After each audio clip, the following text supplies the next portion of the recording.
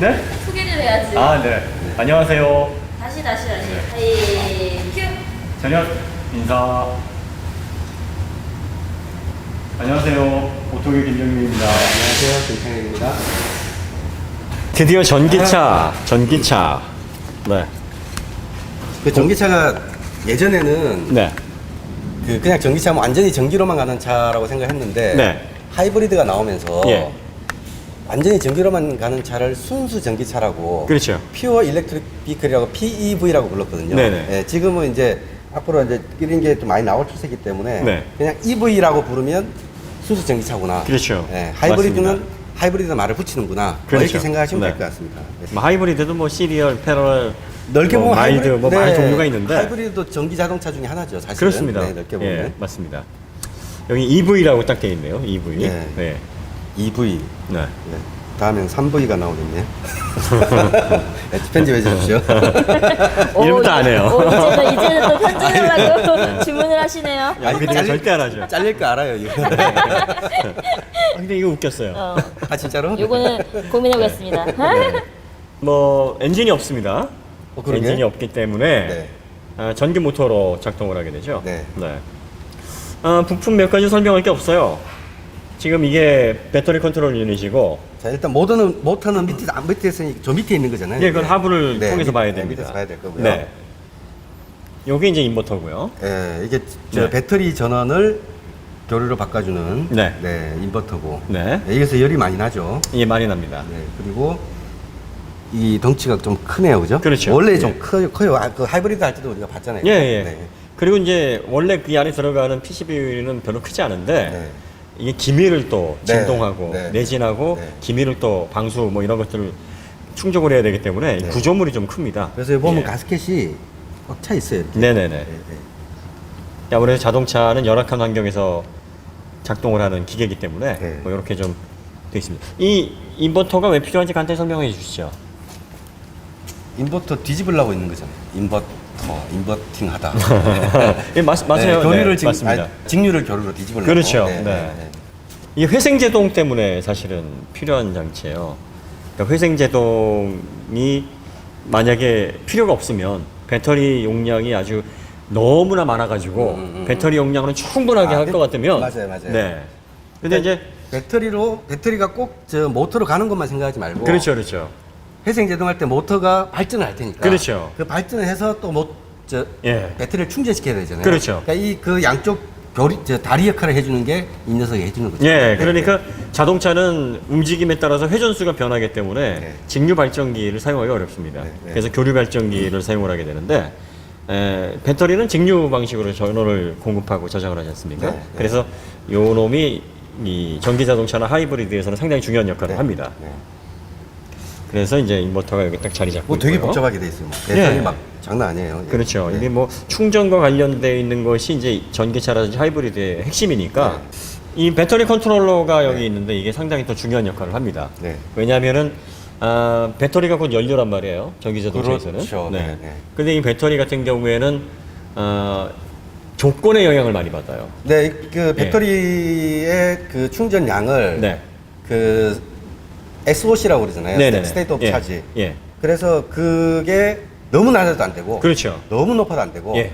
적당히 뭐 한 20에서 80 정도 사이에 왔다 갔다 하도록 그렇죠. 그러니까 그걸 충분히 이제 관리해주는 배터리가 네네. 좀 모자라면 예.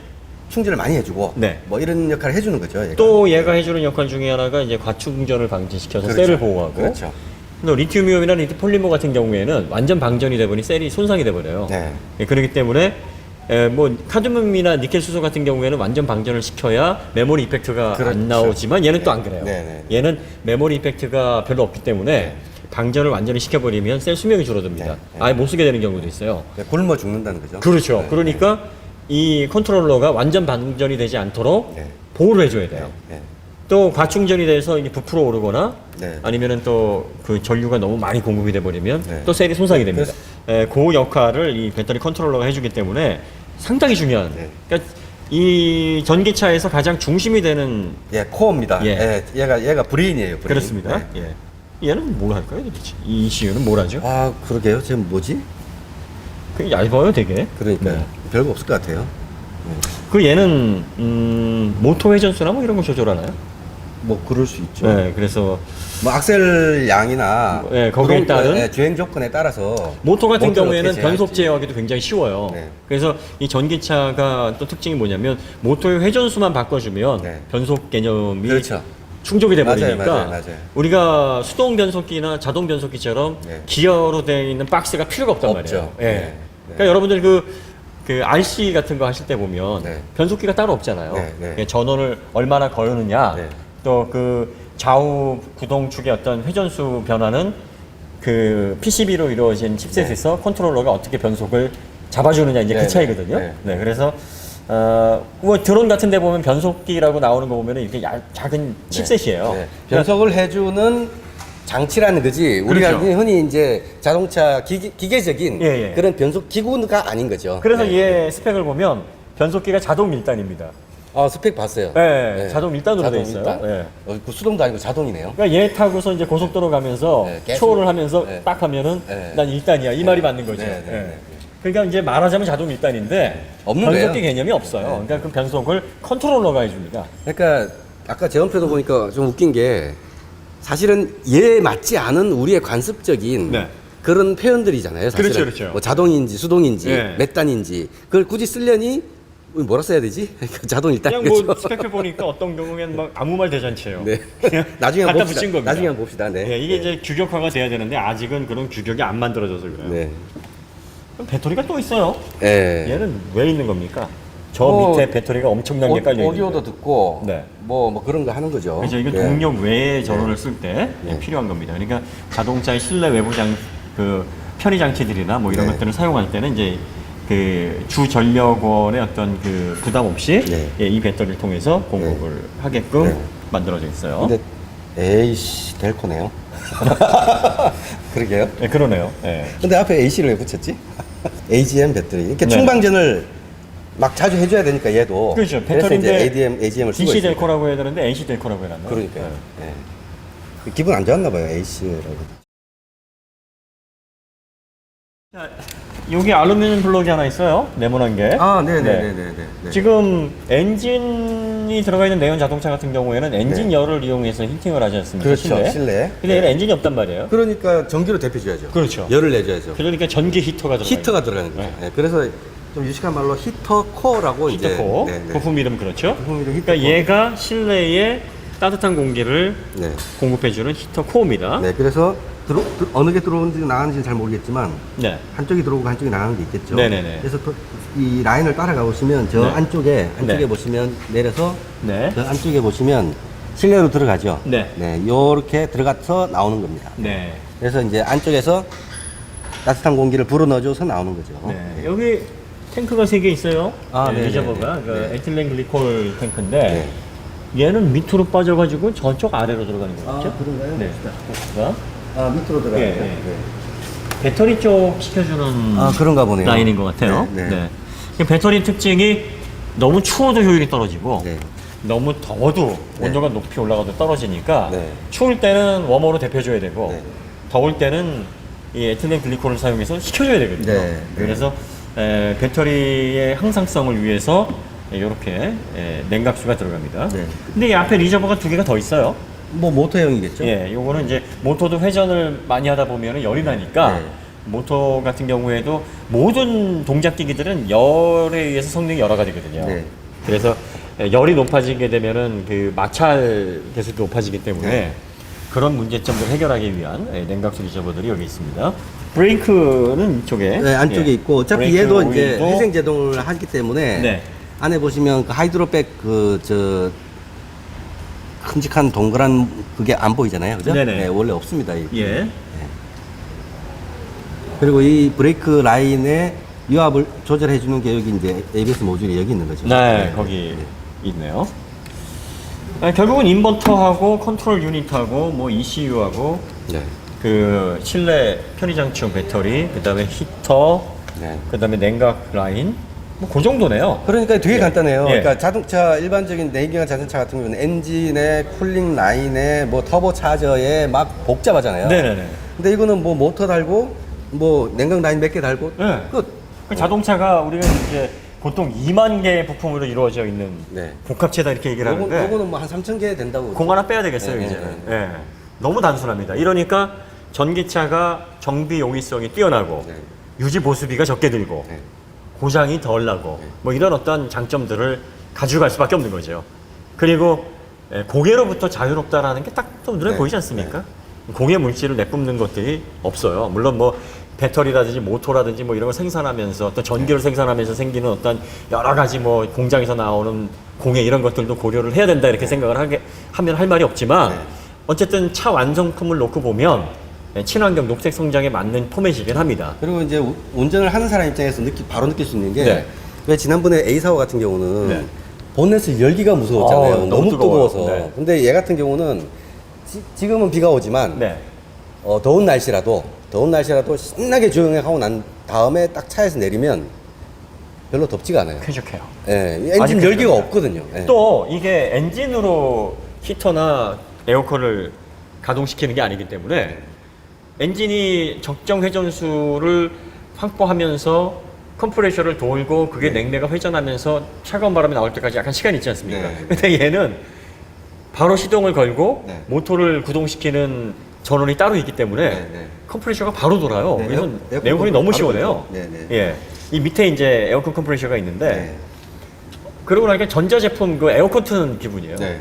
뭐 가정용 에어컨 틀면은 리모컨 틀면 바로 나와요. 네, 뭐 한 1분도 안 돼서 시원한 바람이 나오지 않습니까? 뭐예요? 예, 예. 5초 있으면 나오죠. 예, 몇 초 있으면 나오는데 얘가 그래요. 네. 그래서 드디어 이제 자동차가 전자제품의 반열에 들어가는구나. 네. 예, 그래서 그런 느낌을 많이 받았어요. 자, 여기 뭐 슈즈박스. 예, 슈즈박스 여기 있고요. 뭐 더 설명할래요? 설명할 게 없습니다. 그러게요. 예, 회생제동에 대해서는 우리가 전에 하이브리드에서 좀 많이 설명을 했으니까 그 K5 하이브리드. 예, 예, 네. 반복해서 또 설명할 필요가 있을까요? 그거 보시면 될 것 같아요. 예. 네. 링크 하나 걸어주세요. 네. 알겠습니다. 그 회생제동 관련된 설명을 자세하게 했으니까. 그걸 많은 분들이 보고 계시다고 제가 알고 있습니다. 네. 아, 네. 그렇습니까? 자, 지금 얘가 볼트라고 우리가 볼트라고 그러면 네. V인지 B인지 막 헷갈리잖아요. 그렇죠. 예. 사실 영어권에서는 그거 안 헷갈리는데. 예, 우리는 헷갈려요. 우리는 헷갈려요. 예. 근데 이제 얘는 B 볼트거든요. 그렇죠. 하이브리드 볼트 하이브리드는 V 볼트고. 그렇죠. 그러니까 하이브리드가 먼저 나오고 예. 얘가 최근에 이제 순수 전기 자동차로 나온 거잖아요. 그렇죠. 예. 제 얼굴을 볼트, 볼트, 볼트, 볼트. 좀 늦게 하셨습니까? 어쨌든 그렇습니다. S십니다. 네. 그래서 그 볼트, 그러니까 내연기관 차에서 네. 볼트가 나올 때는 네. 뭔가 전기적인 냄새가 나잖아요. 그렇죠, 그렇죠. 네. 볼트, 암페어, 뭐 그렇죠. 전류 전압. 볼트, 딱 그 볼트예요. 네. 근데 여기서 볼트, 네.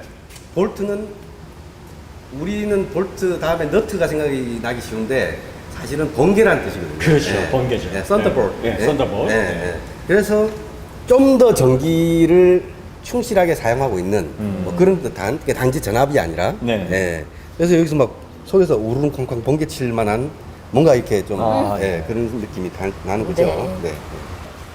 여기서 보시면 볼트라고 나와 있습니다. 네. 볼 BOLT EV 여기 O가 꼭 번개 모양으로 이렇게 돼 있잖아요. 네, 번개 치는 EV다. 네. 그래서 다음 세대는 너트 3V가 나오겠습니다. 그래도 저는 우사인 볼트를 할 줄 알았더니 엉뚱한 걸 하시네요. 둘 다 이상해요, 둘 다. 역시 둘 다 예상- 똑같아. 이 쉐보레가 전기차를 정말 오래전부터 만든 거. 2006년에 개봉됐던 누가 전기차를 죽였는가 그 영화 보신 적 있으세요? 아, 네. 자, 기억은 안 납니다. 본 적은 있습니다. 네, 근데 만들어 놓고 없애버렸다. 예, 네. 크리스 페인이라는 감독. 그 요즘 영화에서 주가를 올리는 크리스 파인 말고 네. 크리스 페인이라는 다큐멘터리 감독이 만든 네. 건데 2006년에 개봉을 했어요. 근데 그 당시에 뭐가 이슈였냐면 GM에서 EV1이라는 거를 1998년도에 내놨단 말이에요. 네. 근데 이거는 니켈 수소 배터리를 탑재를 했기 때문에 한 번 충전에 4시간 정도 충전을 하면 120에서 140km를 갈 수 있었다 그래요. 네. 그리고 제로백이 9초였어요. 뭐 그 정도면 뭐. 그 당시에는 엄청난 차였죠. 그래서 양산차들 비슷한 그 대중차들과 비교를 해보니까 네. 성능도 월등히 좋았고 그러니까요. 소음도 없고 네. 경제적이고 그런데 정유회사에서 로비를 한 건지 네. 아니면은 뭐 내연 자동차 회사에서 그런 건지 네. 이게 서로의 이익이 맞았던 거죠. 그렇죠. 어느 날 갑자기 1100대가 폐기 처분이 돼버렸어요. 그래서 만들지 말자. 네, 완전히 사라져 버린 거죠. 네. 그래가지고 이제 시민단체에서는 들고 일어났어요. 네. 왜 이렇게 좋은 전기차를 사장을 시키냐. 네. 근데 대부분의 소비자들은 그게 있었는지조차도 몰라요. 모르죠. 네, 있었는지조차도 모릅니다. 결국은 전기차가 확산이 되면 가장 타격을 받을 업체들이 정유업체들이에요. 정유업체. 기름을 안 쓰니까. 그러니까요. 산유국들은 문제 없어요. 왜냐하면 공장이나 발전소나 네. 뭐 기름을 쓸 만한 난방 그 연료를 쓰거나 네. 아직도 뭐 자동차가 없어진다고 그래도 대부분의 어떤 그 화석 연료를 쓸 수 있는 기반은 많은데 네. 이 정유사들은 문제거든요. 휘발유, 경유를 가솔린 그다음에 디젤을 생산하는 정유사들은 상당히 타격이 큽니다. 네. 또 그 케미컬유 만드는 모빌원이라든지 오일 캐스트로, 회사들. 네, 스튜얼 같은 회사들도 네. 엄청난 타격을 입게 되죠. 그리고 엔진을 만들기 위한 그 팩토리 네네. 이런 하드웨어 설비들이 다 있기 그렇죠. 때문에 뭐 독일 바우어사라든지 네, 그런 것들도 상당히 타격을 많이 입게 되죠. 예. 그런 회사들은 이제 뭐 직종을 바꾸거나 네. 예, 프로덕을 바꾸거나 네. 아니면은 문을 닫아야 되는. 그렇기 때문에 전기차가 사실은 기존 산업군에 엄청난 위협을 가하는 네. 아이템이에요. 그래서 위협을 가할 뻔했다가 네. 스스로 뭐 자중이라고 해야 될까? 스스로 네. 덮으니까 네. 또 제3의 이제 니즈 때문에 발생되는 모티브. 네네. 네? 그러니까 뭐 테슬라니 뭐니 막 이런 것들이 점점 그런 환경 문제 이런 것들이 나오기 시작하면서 이제는 덮을 수가 없는 네. 그런 상황까지 가는 거죠. 그렇죠. 네, 네. 사실 전기차 나온 지는 굉장히 오래됐어요.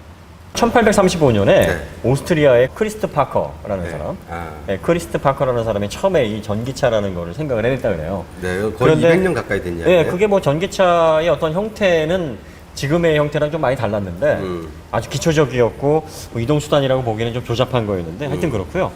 전기차다운 전기차가 나온 게 1899년이에요. 네. 예, 그 페르디난트 포르쉐, 네. 포르쉐 창시자, 네, 네. 그 사람이 만들었어요. 디자인, 그러니까 고안을 했다는 거죠? 아니요, 실제로 차를 실제로 만들었어요. 만들었었나요? 네. 오. 그 포르쉐 박물관 저랑 같이 가보셨잖아요. 네. 거기 가면은 1899년에 만든 인줄 모터 거기 거기 있었어요? 예, 거기 장식이 그 전시가 네, 돼 저는 있거든요. 왜 생각이 안 나죠? 네, 근데 그 인휠 모터가 바로 그 모델에 장착이 됐었던 모터예요. 근데 그 페르디난트 포르쉐 박사가 10대 때는 네. 전기 기술자로 시작을 해서 아. 20대 초반까지 전기 회사에서 한 5년간 근무를 했었어요. 음. 그래야 전기에 굉장히 해박한 지식을 가지고 있었다가 네. 러너 포르쉐라는 전기 모델을 네. 전기차를 1899년에 만들었어요. 음. 그런데 왜 러너 포르쉐냐면 야콥 러너라는 사람하고 같이 만들었어요. 그래서 러너 포르쉐. 그 당시에 지금도 그렇습니다만 엔지니어 이름 따잖아요. 어떤 방식이었냐면은 그냥 시리얼 하이브리드 방식이었어요. 네네네네. 그러니까 네. 발전해서 엔진이 충분하고, 있는데 네, 네. 엔진이 발전을 해서 전륜 쪽에 인일 모터 두 개를 돌리는 네. 방식이었습니다. 네. 그러니까 거의 지금 118년 된 거 아니에요. 네. 네, 연수로 따지면. 빗소리 들리세요? 오늘 비가 뭐 엄청납니다. 장난 아닌데요? 우리 주행하다가 지금 이 시간에 비 때문에 지금 여기 와서 사고 보고 있는 거예요. 이거부터 하자 그러고 예. 왔습니다. 그러니까 전기차라는 것이 상당히 오래된 컨셉이란 말이에요. 네. 그러니까 발전을 잘 해왔었으면 사실은 지금 배터리든 뭐 모터든 전기차가 엄청나게 발전을 했을 텐데 그러겠죠. 뭐 정유사라든지 내연기관이라든지 뭐 이런 기존 어떤 제조산업의 어떤 여러 가지 이권들이 관련이 돼 있고 네. 정부에서도 내연 자동차로 거둬들이는 세수 뭐 이런 것들이 관련이 돼 있으니까 전기차의 어떤 확산이나 하이브리드의 어떤 발전이 네. 좀 저해된 경향이 많아요. 그러게요. 근데 예. 참 이거 보면 이제 전기차가 확산이 되면 기름 수요가 줄어들 거고. 그렇죠. 그러면 저유가 시대에 들어가고. 그렇죠. 그러면 안 그래도 디플레이션이라 그러는데. 네.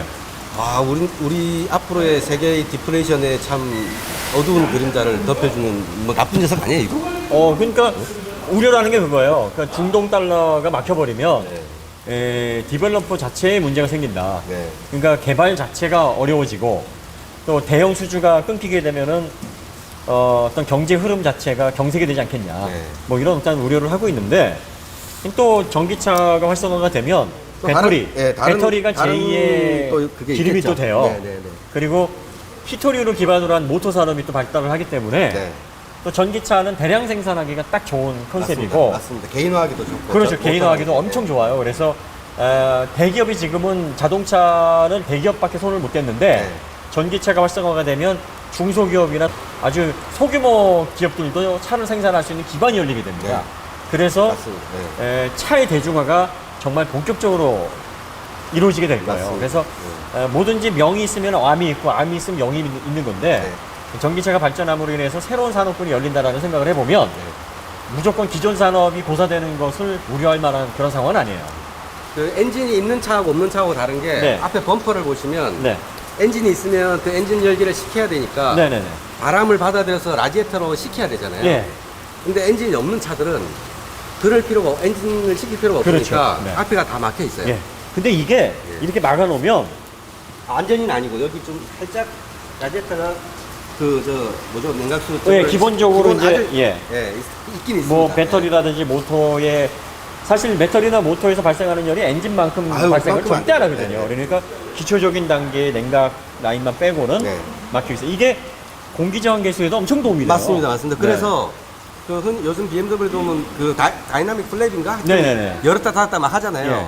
그 엔진 열기가 안 뜨거울 때는 저항을 줄이고. 저항을 줄이고. 예, 그래서 그리고 열 좀 식혀야 되겠다 싶으면 열어서 공기 저항은 생기지만 그렇죠. 냉각을 시키고 예. 막 그렇게 하거든요. 그러니까 여러모로 그리고 전기차는- 항상 닫고 있으니까 저항에 유리한 거죠. 그렇죠. 여러모로 전기차는 효율이 높을 수밖에 효율 없어요. 높죠. 네. 그래서 앞에 라디에이터 그릴이 막혀 있느냐 안 막혀 있느냐를 보면 네. EV인지 아닌지를 알 수 있어요. 맞습니다. 예. 자, 그러면 뭐 엔진 좀 더 말씀하실 게 있나요? 별로 없는 것 같습니다. 네. 정말 이 모든 제조 산업이 그렇습니다만 네. 부품 가지수가 줄어들면 제조 단가 내려가고 유지 보수 좋아집니다. 이게 가장 이상적인 설계예요. 네. 또 진보적이고요. 뭐 엔진룸만 봐도 전기차가 내연 자동차에 비해서 수율이 높은 그 메커니즘이다라는 걸 알 수가 있어요. 그러니까 이 조그마한 공간에 얘가 150kW면 한 200마력 정도 마력으로 되죠? 200마력짜리 차 엔진룸이 이만한데 들어가 있는 거 보면 굉장히 꽉 차거든요. 넣기 힘들죠. 넣기 힘들거든요. 예. 근데 지금 이거 요만한 틈새에 공간이 막 남아요, 이제. 그러니까요. 그러니까 이런 부분들이 참 잘 돼 있는 거죠. 효율적이라는 거죠. 네. 자, 그럼 하부로 들어가 보겠습니다.